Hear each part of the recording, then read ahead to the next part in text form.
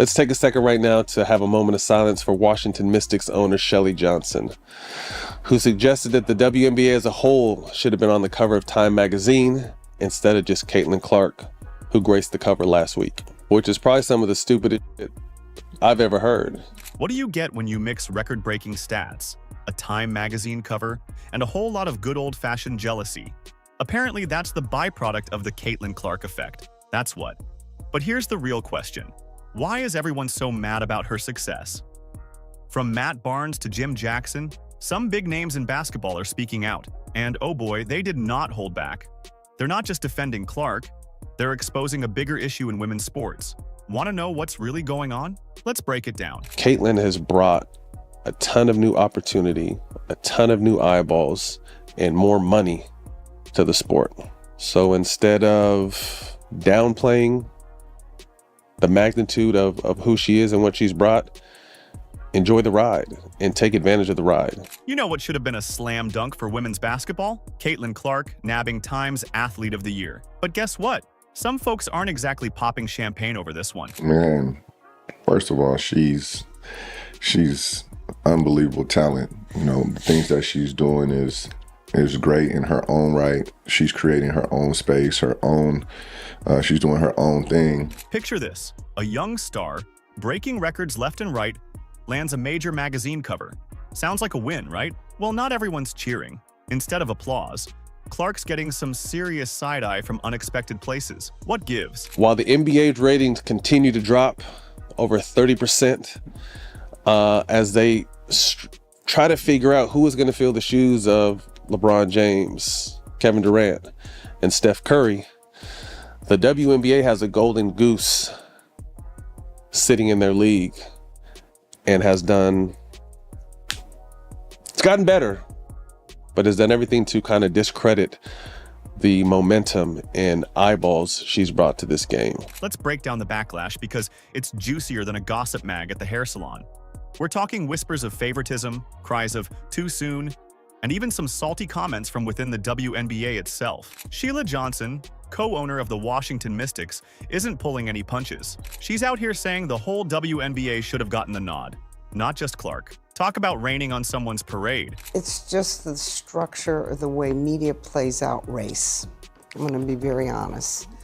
I feel really bad because I've seen so many players of color that are equally as talented, and they never got the recognition that they should have. And I think right now, it is time for that to happen. Johnson's not stopping there. She's worried this Clark spotlight might create some bad blood in the league. When you just keep singling out one player, it creates hard feelings, she says. Ouch. Can you imagine winning a huge award and having people say it should have gone to everyone else? She's saying there are so many players of color that are equally as talented, and they never got the recognition they should have. This drama, it's not just Twitter noise. Over 31% of the Mystics' entire attendance was in 2 games the Caitlin team played against the Mystics. The Sparks, the Aces, the Mystics, the Dream, all moved games when Fever came in town because of the attention that Caitlin and her teammates have drawn that last season. Fever's jersey sales was up 1,000% and attendance was up 250%.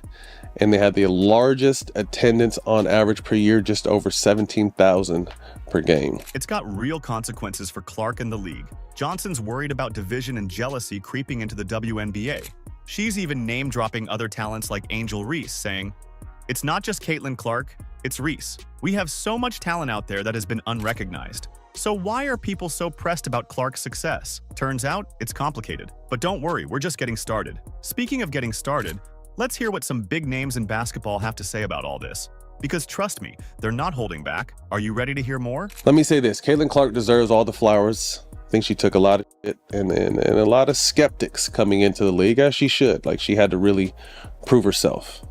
Missed out on the Olympic opportunity, and really had a lot of hard knocks early on in the season where she was getting beat up and her teammates were just watching her.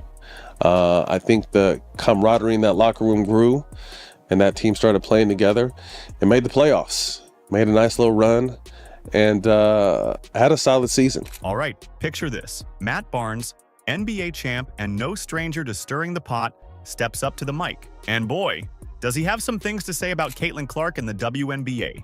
You know it's going to be good when Barnes starts talking, right? Let's be real. Barnes isn't just defending Clark. He's putting the whole WNBA on blast. But why? Well, he's not mincing words. He's out here saying Clark deserves all the flowers. That's right, all of them. And he's not stopping there. Barnes is calling out the skeptics who've been side-eyeing Clark since day one. So Caitlin is someone who has, if you look at it, done everything you're supposed to do and has been criticized along every step of the way. Again, she's damned if she does, and she's damned if she doesn't. But here's where it gets juicy. Barnes drops some reality. The WNBA has a golden goose sitting in their league and has done everything to kind of discredit the momentum and eyeballs she has brought to this game. Let's break down Barnes's argument. He's not just throwing shade for the sake of it. He's talking numbers, impact, and yeah, a little bit of that good old locker room real talk. Barnes is pointing out how Clark has been bringing in the fans and the buzz. But instead of capitalizing on that, he thinks the league is dropping the ball, big time. I think they're doing an amazing job with, like you said, telling the story. And the players are actually doing their thing when they get there, yes, too. You know, like you mentioned, these couple of players, but Caitlin being the one that we're speaking about right now, she is kicking everybody's ass, really. You know what's really got Barnes fired up? The criticism from Washington Mystics co-owner Sheila Johnson. Remember how she said the whole WNBA should have gotten Time's Athlete of the Year, not just Clark? Well, Barnes isn't having it. When you see the people say it's not just her, there's other players, and again, we're not distracted. We understand the depth of talent in that league, but when you also see the numbers that back up the fact that Caitlin has a huge effect. Caitlin Clark is responsible for nearly 27% of the WNBA's league-wide activity in 2024, including attendance. 1 in 6 tickets sold at the WNBA arena attributed to Caitlin Clark. TV viewership was up 30%. TV viewership was up 300% with Caitlin Clark. But here's the thing: Barnes isn't just throwing shade. He's got some pretty solid points about marketing, fan engagement, and the future of the game. He's asking the real questions. Why isn't the league doing more to promote its biggest star? Why are they letting this opportunity slip through their fingers? If we had to compare from what we've seen from the NBA, it would, in her effect, probably something similar to Larry Bird. Now, you might be thinking, okay, but isn't this just another dude talking about women's sports? Fair, but stick with me, because Barnes is dropping truth left and right. He's not just talking as an ex-player, he's talking as someone who knows the business of sports. Barnes is suggesting that the WNBA might be sabotaging its own success story. Ouch. That's not just a hot take. That's a 5-alarm fire. He's basically saying the league is shooting itself in the foot by not fully embracing Clark and the attention she's bringing. Congratulations. Congratulations. You know, they continue to push the game to the next level, you know, and you look at where the NBA was and now where the NBA is at now. And although everyone doesn't agree with the style of play, these guys have taken it to the next level as far as the business of basketball. Right. And I think that's what Caitlin will affect, is the business of women's basketball, man. So we wish them the best. Definitely excited to see these upcoming seasons and these women continue to do their thing. But guess what? Barnes isn't the only one speaking up. This conversation is just getting started, and there are more voices joining the chorus. So let's see what another NBA veteran has to say about this whole situation. Because if Barnes's comments are anything to go by, this debate is far from over. All right, folks, let's talk about Jim Jackson. This former NBA star turned analyst isn't just throwing his hat in the ring. He's tossing the whole wardrobe. And he's got some spicy takes on Caitlin Clark and the WNBA. Congratulations to Caitlin Clark for being named Time Athlete of the Year. I get why people are so upset. I'm a basketball player and a basketball fan. There's a lot of dynamics and a lot of layers to this thing when it deals with Caitlin Clark. But I will say that this is just my opinion. It's certain people, I don't care if you're black, white, Spanish, from Europe, it doesn't matter. That had it, that draws something, okay? And Caitlin is one of those. So what's Jackson's angle? It's all about the green, baby. No, not the court. We're talking cold, hard cash. Or as the suits like to call it, marketability. Jackson's not beating around the bush here. He's saying Clark's got that special something. that X factor that makes people sit up and take notice. People, keep in mind, this is a business. When Nike signs a athlete, okay, they want to get an ROI, return on their investment. How do they do that? Because that athlete resonates. You understand that Caitlin Clark, her jerseys, her apparel, if she has an apparel deal, her shoes will sell. Here's where things get interesting. Jackson's comparing Clark to some WNBA legends. And his conclusion? Well, let's just say it's ruffling some feathers. He's out here saying Clark's more marketable than A'ja Wilson, the current MVP of the WNBA court. You heard that right. According to Jackson, Caitlin may not beat A'ja Wilson is the best player in the WNBA, but Caitlin is more marketable because people tend to resonate. I don't care, black, white, whatever it may be. And now there is a race component to it. It always will be in some regards, okay? But the player itself, the person, what she was able to do, how she resonated, how she drew eyes to the TV. Let's dive into Jackson's analysis. He's not just pulling this out of thin air. He's talking star power, fan engagement, and yeah, that tricky topic of race in sports marketing. Jackson's not shy about it either. I don't agree with the Mystics owner saying that the whole WNBA should have been named up, because that's not true. The whole WNBA benefited this year from the viewership increase. You know who else Jackson thinks has that special sauce? Steph Curry. Yep, he's drawing parallels between Clark and the NBA's Golden Boy. Jackson points out, it's the reason why Steph Curry, who may not be the best player, okay, in the NBA, but he draws differently. He draws different. He can be marketed differently than other players. And some players who may be considered better, maybe a Kevin Durant. But the market, to market Kevin Durant is a lot different than marketing Steph Curry. People resonate with Steph Curry a lot more than a KD. It's not just about being the best on the court. It's about connecting with fans off it.